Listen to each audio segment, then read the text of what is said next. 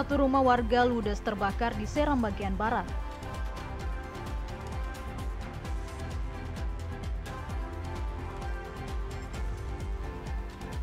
Panglima dan Kapolri bangga adanya sinergitas TNI Polri di Maluku.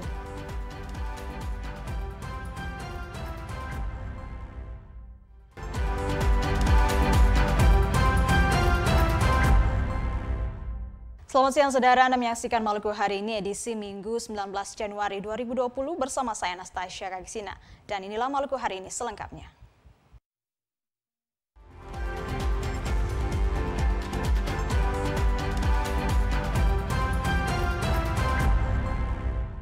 Informasi yang pertama, saudara, satu unit rumah di Dusun Tanah Goyang, Kabupaten Seram bagian barat ludes terbakar akibat ledakan kompor gas. Tidak ada korban jiwa dalam peristiwa tersebut. Satu unit rumah warga ludes terbakar di lalap Si Jago Merah di Dusun Tanah Goyang, Seram bagian barat Jumat sore. Korban Laode Hasarudin mengatakan sumber api berasal dari ledakan kompor gas. Api dengan cepat membakar rumah yang terbuat dari material kayu. Api sulit dikendalikan karena tiupan angin yang cukup kencang. Api akhirnya melalap habis rumah beserta isinya. Tidak ada harta benda yang dapat diselamatkan dari peristiwa ini. Warga setempat telah berupaya berjibaku memadamkan api dengan peralatan seadanya. Upaya warga gagal menyelamatkan rumah milik Hasarudin. Pemilik rumah hanya bisa pasrah melihat rumahnya terbakar dan menghanguskan seluruh harta bendanya. Dari Piru, Kabupaten Seram bagian barat, kontributor TVRI Wahid Hukul melaporkan. Informasi selanjutnya, saudara, Panglima TNI Marsikal TNI Hadi Cahyanto dan Kapolri Jenderal Polisi Idham Aziz bangga terhadap sinergitas TNI dan Polri di Maluku. Berkat sinergitas dua institusi besar itu, stabilitas keamanan di Indonesia tetap terpelihara dengan baik.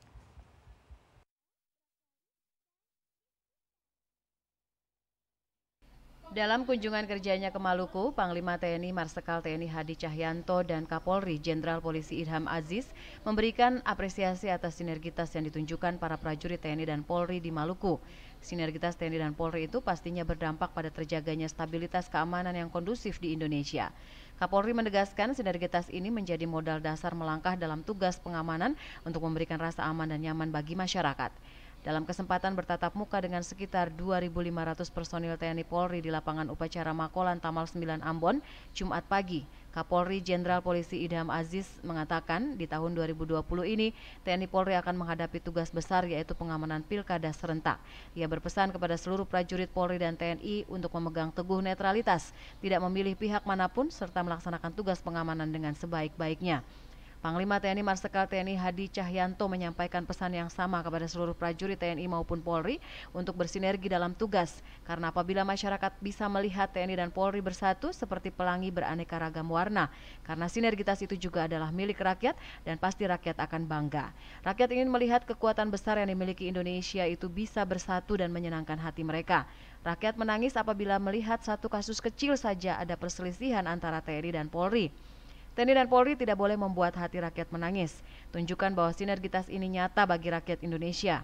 Berkat kerja keras dan keikhlasan serta sinergitas TNI Polri untuk melakukan tugas yang diberikan oleh negara, berbagai event telah berjalan dengan sukses. Pemilihan legislatif, pemilihan presiden di tahun 2019 menjadi role model untuk tugas dan tanggung jawab yang akan kembali dihadapi TNI Polri di tahun 2020, yaitu Pilkada Serentak. Selain Pilkada Serentak, event besar lainnya yaitu pelaksanaan PON 2020 di Papua juga perlu sinergitas TNI dan Polri, sehingga berbagai event itu akan berjalan dengan sukses. Christine Sipahelut Kurniawan melaporkan. Informasi selanjutnya dari Seram bagian timur, saudara, pembangunan sarana dan prasarana sejumlah sekolah dasar di Kabupaten Seram bagian timur bermasalah. Diduga pembangunan gedung sekolah dibangun tidak sesuai dengan standar kualitas yang ditentukan.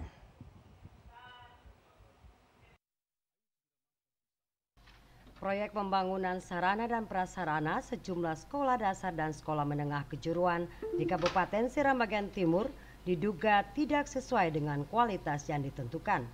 Sekolah yang menjadi sasaran proyek tersebut tersebar di sejumlah kecamatan. Warga berharap pembangunan sekolah tersebut dievaluasi karena tidak maksimal. Warga menilai sejumlah pekerjaan proyek tersebut amburadul. Misalnya bagian pekerjaan pemasangan rangka plafon ruangan yang masih menggunakan rangka lama. Pagar sebagian sekolah juga masih menggunakan bangunan lama. Tidak hanya itu, puluhan kursi dan meja belajar di sekolah tertentu mengalami kerusakan karena digunakan saat pembangunan sarana dan prasarana sekolah tersebut. Padahal waktu pelaksanaan proyek pada sejumlah sekolah tersebut telah selesai pada tanggal 31 Desember 2019 lalu. Tapi hingga saat ini belum dilakukan penyerahan hasil pekerjaan. Dari Bula Seram bagian timur, kontributor TVRI Mansur Boinau melaporkan. Pecerita pilkada yang digelar Komisi Pemilihan Umum Buru Selatan didampingi KPU Provinsi Maluku menjadi salah satu cara untuk mengevaluasi penyelenggaraan pilkada waktu lalu.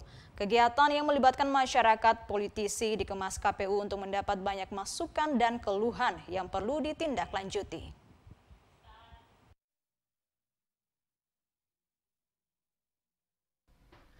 Komisi Pemilihan Umum Kabupaten Buru Selatan targetkan pelaksanaan pilkada serentak di 4 kabupaten provinsi Maluku, khususnya di Buru Selatan akan berjalan sukses.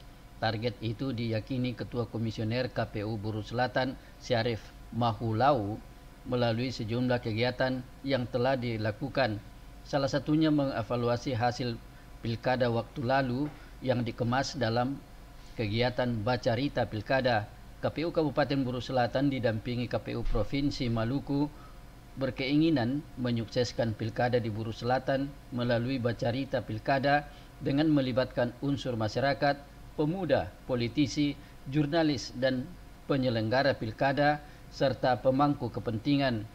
Terkait banyaknya keluhan ketika pilkada lalu seperti hak suara, jumlah DPT tidak sesuai, pelayanan hingga sengketa dirampungkan oleh KPU untuk ditindaklanjuti.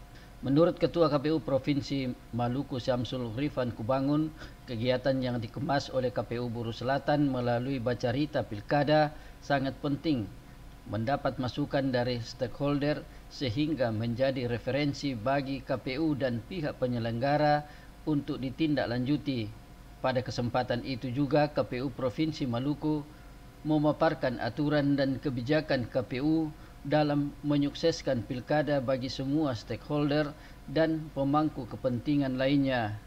Dari Namrole, Kabupaten Buru Selatan, kontributor TVRI Eren Stasi Jawa melaporkan.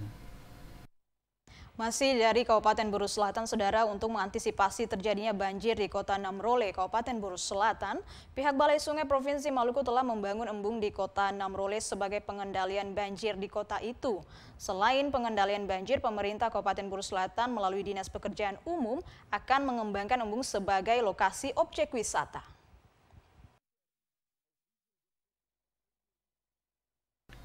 Meskipun belum tertata secara baik, namun pemerintah melalui Dinas Pekerjaan Umum dan Penataan Ruang Kabupaten Buru Selatan telah menggagas pemanfaatan embung sebagai salah satu objek agrowisata di Kota Namrole ke depan. Kepala Dinas PUPR Buru Merkior Solisa mengatakan embung dikerjakan oleh Balai Sungai Wilayah Provinsi Maluku. Kepala Dinas PUPR Buru Selatan Melkior Solisa mengatakan embung dikerjakan oleh Balai Sungai Provinsi Maluku atas permintaan Bupati Buru Selatan. Terdapat 2 lokasi pembangunan embung di Buru Selatan, masing-masing Kecamatan Namrole dan Leksula, dengan total anggaran sebesar 12 miliar rupiah. Selain pengendalian banjir, Dinas PUPR Buru Selatan juga akan memanfaatkan lokasi itu sebagai agrowisata yang nantinya akan dipadukan dengan program dari sejumlah dinas, diantaranya Dinas Perdagangan, Pariwisata, Perikanan, dan instansi terkait lain untuk bersinergi dalam pemanfaatannya. Lokasi yang masih eksotis ini akan dikemas pemerintah Buru Selatan untuk dijadikan lokasi wisata yang membantu warga mengisi waktu liburan serta dapat meningkatkan kesejahteraan masyarakat di sana. Melalui program dari sejumlah dinas Buru Selatan akan menjawab konsep pengembangan Buru Selatan sebagai kawasan ekonomi produktif dan zona ramah anak. Dari Namrole Buru Selatan, kontributor TVRI Eren Stasi Jawa melaporkan. Metode rekapitulasi elektronik akan diterapkan KPU Maluku untuk tabulasi Pilkada 2020 di 4 kabupaten Pilkada di Maluku. Untuk menunjang metode ini, KPU meminta dukungan pemerintah daerah membenahi infrastruktur penunjang di beberapa wilayah terpencil.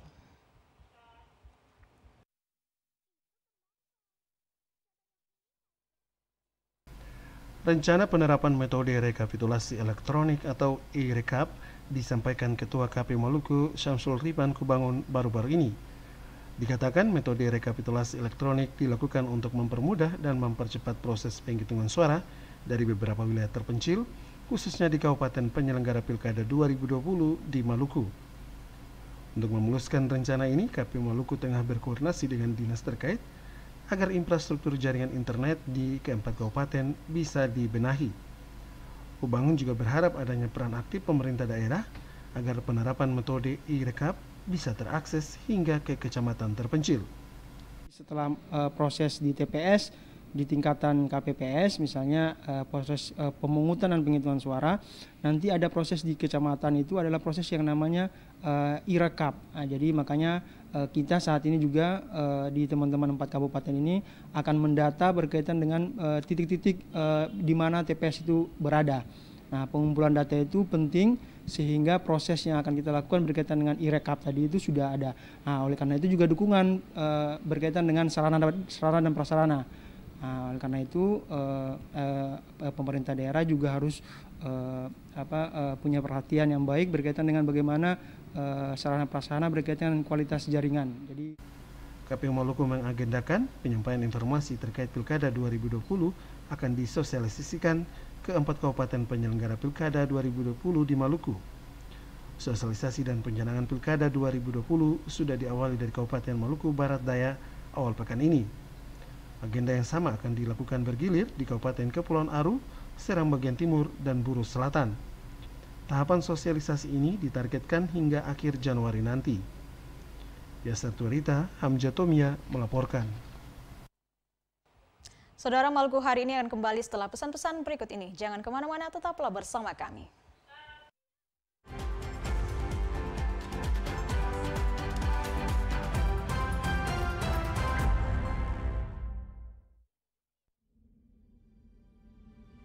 Di era informasi yang semakin cepat,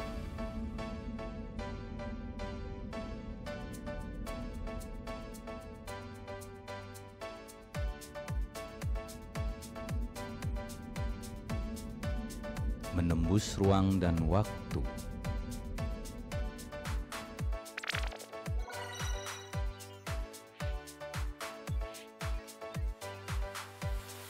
kami hadir memberi kemudahan pelayanan publik.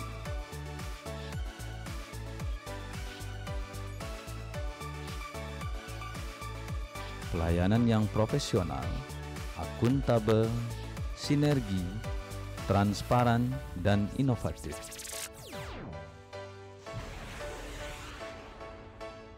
AHU Online, kami pasti.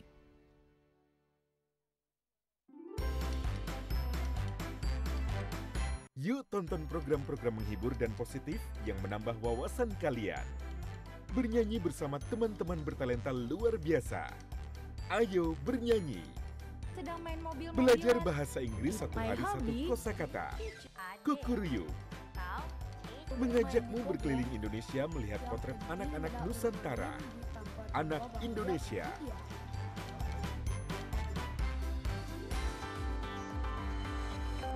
TVRI, media pemersatu bangsa. Indonesia negeri kepulauan terbesar di dunia dengan 17.000 pulau. Dari ribuan gugusan pulau itu, saya akan menuju ke salah satu kabupaten di bagian selatan Provinsi Maluku, Kepulauan Tanimbar. Sebagai daerah kepulauan, penduduk Tanimbar lekat dengan kehidupan bahari, dunia kemaritiman, bahkan telah dikenal oleh nenek moyang mereka sejak berabad-abad lampau.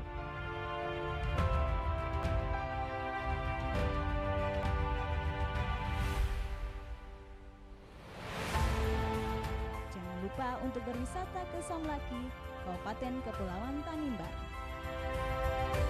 Dari Maluku untuk Pesona Indonesia.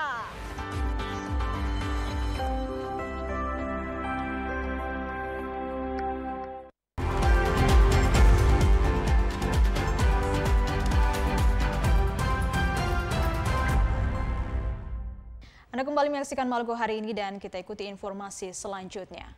BPK Perwakilan Provinsi Maluku menggandeng sejumlah media cetak dan elektronik guna menciptakan tata kelola keuangan yang lebih baik.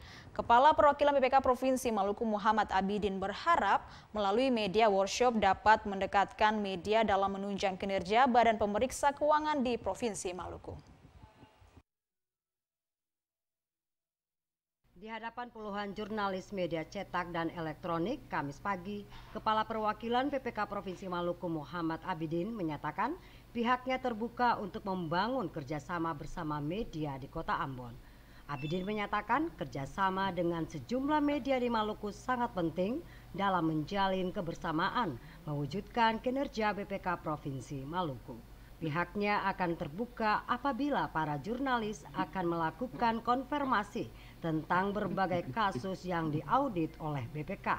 Hal itu dilakukan dalam membangun kemitraan bersama para media cetak maupun elektronik. Abidin berharap melalui pertemuan antara media dapat meningkatkan sinergitas dalam menciptakan tata kelola keuangan yang berkualitas di Maluku. Kita bisa juga tahu seperti apa BPK di mata masyarakat, media atau apa, sehingga ini kita upayakan. Malah seperti tadi, kami seolah-olah seperti kayak tertutup, padahal sebenarnya tidak seperti itu. Jadi ada suatu yang harus bagaimana kita melakukan koordinasi atau wawancara atau apa. Ini ada SOP-nya sehingga kita bisa. Jadi tidak serta-merta langsung ketemu seperti apa gitu. Jadi kita coba membangun informasi ini. Kalau perlu jangan pakai WA, kita ketemu langsung dan ada kita punya ruangan untuk melakukan semacam kayak konferensi pers. Media workshop yang digelar BPK Republik Indonesia Perwakilan Maluku itu diikuti semua media di Kota Ambon. Media workshop itu berlangsung sehari. Panile Tahid dan Udin Sanduan melaporkan. Salah satu kawasan wisata terpadu yang dibangun pemerintah Kota Tidore Kepulauan adalah Pantai Tugu Lufa. Objek wisata ini juga sebagai ikon kota dan tempat mengais rejeki kuliner lokal masyarakat Kota Tidore Kepulauan.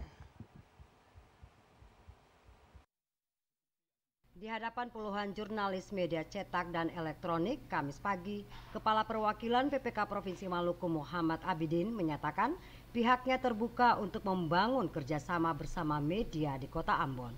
Abidin menyatakan kerjasama dengan sejumlah media di Maluku sangat penting dalam menjalin kebersamaan mewujudkan kinerja BPK Provinsi Maluku.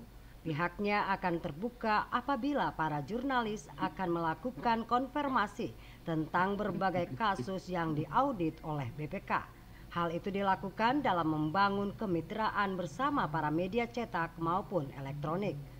Abidin berharap melalui pertemuan antara media dapat meningkatkan sinergitas dalam menciptakan tata kelola keuangan yang berkualitas di Maluku.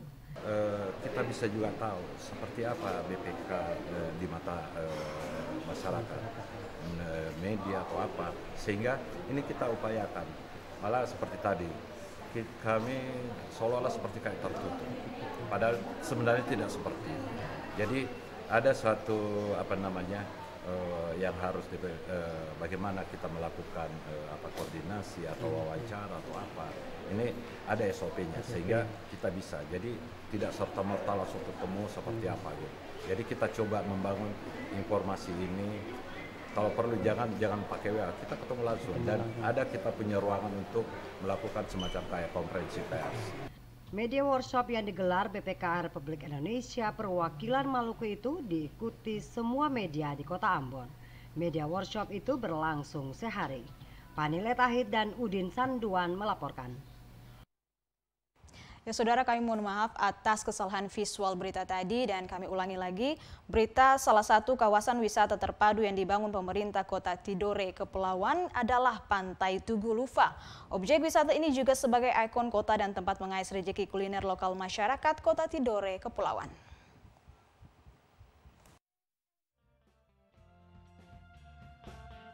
Pantai Tugu Lufa, kawasan wisata terpadu pemerintah Kota Tidore, Kepulauan ini berada di pinggiran Kota Tidore. Untuk menarik perhatian pengunjung, pemerintah Kota Tidore, Kepulauan telah menata lokasi ini dengan beragam keindahan guna mengangkat kawasan wisata terpadu yang bernilai ekonomis bagi masyarakat.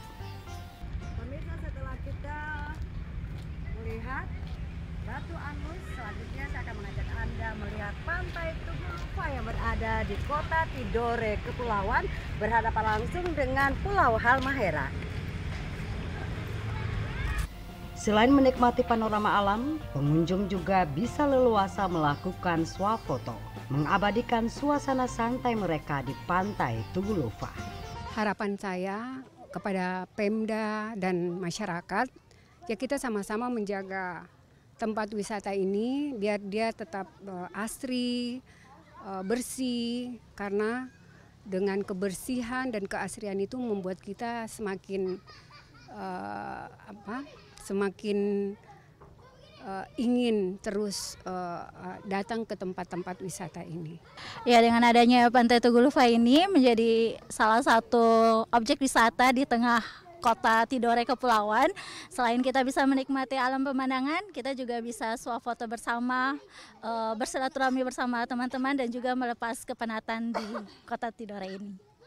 Sebuah pembangunan dan perencanaan yang tepat dan terarah untuk menjadikan kawasan wisata Pantai Tugu Lufa bernilai ekonomis terlihat juga pada pusat kuliner lokal ciri khas daerah. Pisang goroho, sambal terasi kacang, dan secangkir kopi hitam, 3 di antara pilihan menu utama yang ditawarkan penjual kepada pengunjung. Untuk menjaga keasrian dan kebersihan lokasi Pantai Tugu Lufa, pengelola telah menyediakan tempat-tempat sampah di sepanjang pantai dan seruan kalimat bijak kepada masyarakat untuk tidak membuang sampah sembarangan. Menjaga kelestarian dan keasrian objek wisata Pantai Tugu Lufa dengan tidak membuang sampah sembarangan akan memberikan peluang potensi Pantai Tugu Lufa sebagai destinasi wisata terpadu dan alternatif di Kota Tidore, Kepulauan Maluku Utara. Devi bin Umar dan Edmond Dantistupan melaporkan. Saudara, akibat kurangnya pemahaman yang baik, pengelolaan anggaran dana desa terkadang disalahgunakan orang sehingga mereka terpaksa bersentuhan dengan hukum. Di beberapa daerah, anggaran dana desa dapat dikelola dengan maksimal sesuai dengan peruntukannya.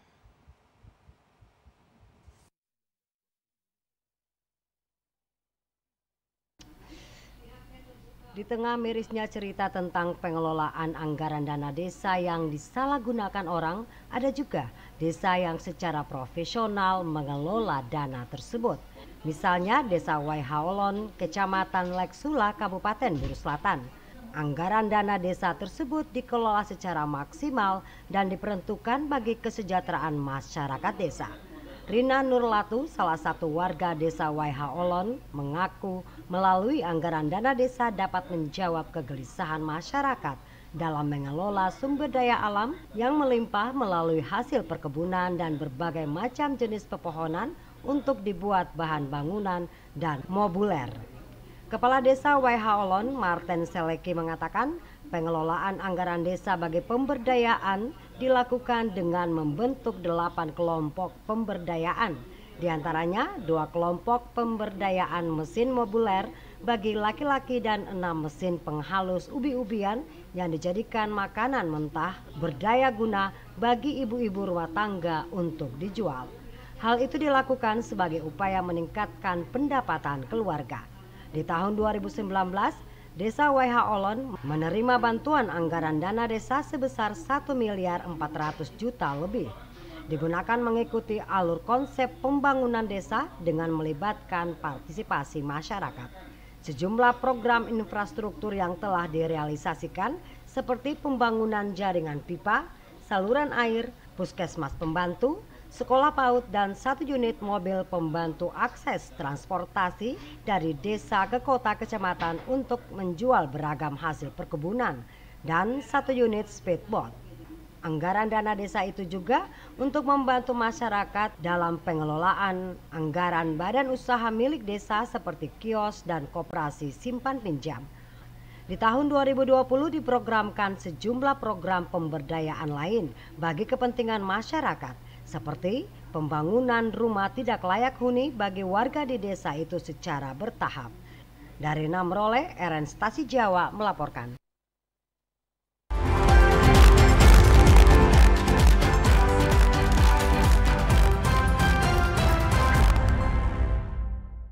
Dan saudara, informasi tadi mengakhiri perjumpaan Anda dengan kami dalam Maluku hari ini. Akhirnya saya Nastasya Alisina mewakili seluruh kerabat kerja yang bertugas mengucapkan terima kasih atas kebersamaan Anda dengan kami. Selamat siang dan sampai jumpa.